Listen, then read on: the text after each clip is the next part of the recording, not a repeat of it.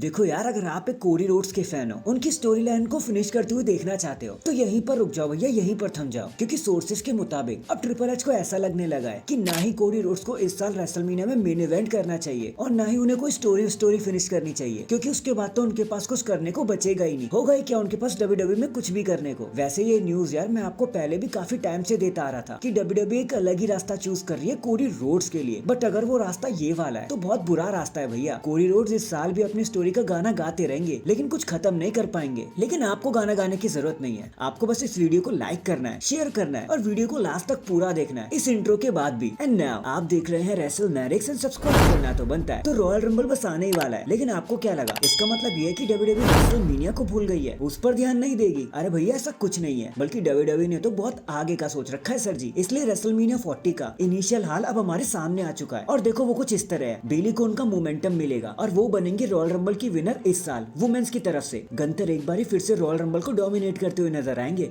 और पॉसिबली जीत भी जाएंगे। सीएम पंक को सेथ रॉलिंस नहीं बल्कि ड्रू मैकिंटायर मिलने वाले हैं रेसलमेनिया। कोडी रोड्स फिर से स्ट्रगल करते हुए दिखाई देंगे हमें। द रॉक रोमन रेंस को इस साल फेस कर ही लेंगे रेसलमेनिया 40 के नाइट 2 के मेन इवेंट में। और हाँ, रोमन रेंस अब भी हेड ऑफ द टेबल ही रहेंगे, जिसका मतलब ये है कि वो इस साल भी हारने नहीं वाले। अब चाहे द रॉक आ जाए या फिर कोडी रोड्स। और अगर मैंने कुछ स्पॉइल कर दिया हो तो उसके लिए भर भर के माफी, क्योंकि कुछ ऐसा ही आपको रेसलमेनिया में दिखाई भी देने वाला है। इसके बाद मोनिका सॉलिस को इंटरव्यू देते हुए हमारे जॉन सीना एक बार फिर से बोल पड़े। उन्होंने कहा कि देखो भैया, रेसलमेनिया आने ही वाला है। सबको ऐसा लग रहा होगा कि मैं वहाँ पे आने वाला हूँ, but I do not know यार। मैं अच्छे तरीके से नहीं जानता कि मैं उस हफ्ते में करने भी क्या वाला हूँ। मेरा शेड्यूल ऐसा ही रहता है, कभी भी कुछ भी बदल जाता है, तो कुछ कहना बिल्कुल ठीक नहीं रहेगा। कुछ भी पक्का नहीं कह सकता मैं। हाँ, पर मुझे मौका मिलेगा तो मैं वहाँ बिल्कुल चला जाऊंगा। लेकिन एक चीज श्योरली मैं आपको कह सकता हूँ, देखो मुझे ऐसा लगता है ना कि मेरे रिटायर होने का समय बस आ ही गया है। मैं रेडी हूँ उसके लिए। देखो बहुत से स्टार्स ना रिटर्न कर लेते हैं चले जाने के बाद, ठीक है, और वो इस चीज को कहते हैं कि एक surprise return, never say never. और वो शायद मेरे साथ ऐसा ना हो। मुझे लगता है कि ये टॉर्च न्यू जनरेशन को दे देनी चाहिए, उस हर बंदे को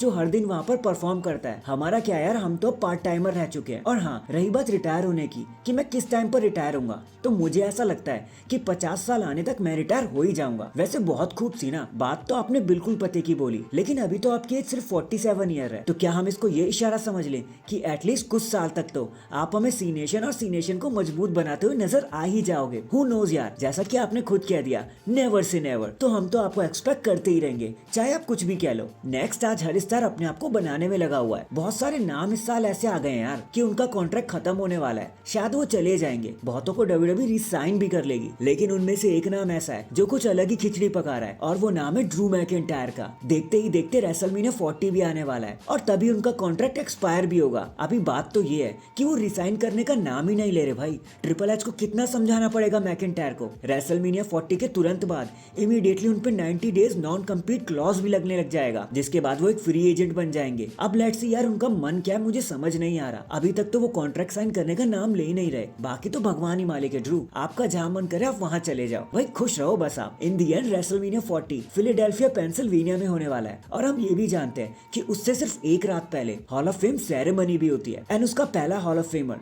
या फिर कह लो कि पहला हॉल ऑफ फेमर्स हमारे सामने आ चुका है। एंड वो है ब्रायन एंड जेरी, जिन्हें हम कभी द नेस्टी बॉयज के नाम से भी जानते थे। बुकर टी एंड काफी स्टार्स का ऐसा मानना है कि WWE को इस साल इनको इंडक्ट कर ही देना चाहिए। अब लेट्स सी कि ऐसा होता भी है या नहीं। So that is it guys, अभी के लिए तो बस इतना ही। देखो आप मुझे बताना हॉल ऑफ फेम सेरेमनी में और क्या क्या होगा, कौन बनने वाला नया हॉल ऑफ फेमर, कमेंट करके जरूर बताना। एंड चैनल पर नया है तो चैनल को जल्दी से लाइक एंड सब्सक्राइब कर दो। बाकी मैं मिलता हूँ आपसे किसी और अपडेट के साथ, तब तक के लिए अपना ख्याल रखें और खुश रहें।